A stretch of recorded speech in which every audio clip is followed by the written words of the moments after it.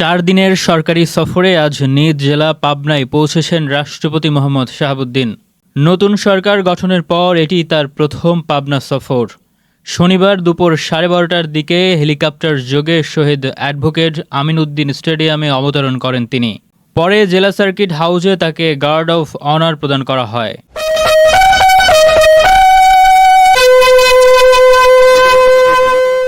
এ সময় রাজশাহী বিভাগীয় commissioner doctor আ.ন.ম Bazlur Rashid, Pabna জেলা প্রশাসক শাহেদ মোস্তফা, পুলিশ সুপার আনোয়ার জাহিদ সহ সংশ্লিষ্ট কর্মকর্তারা উপস্থিত ছিলেন।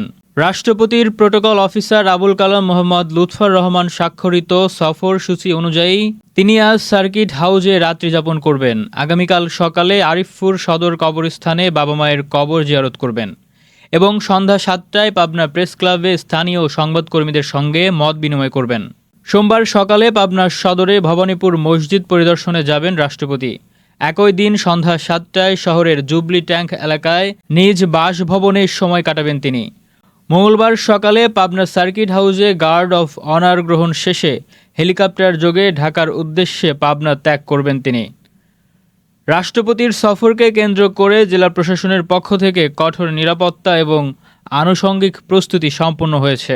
তিনি যেসব স্থানে যাবেন সেসব এলাকায় বিশেষ নিরাপত্তা ব্যবস্থা জোরদার করা হয়েছে।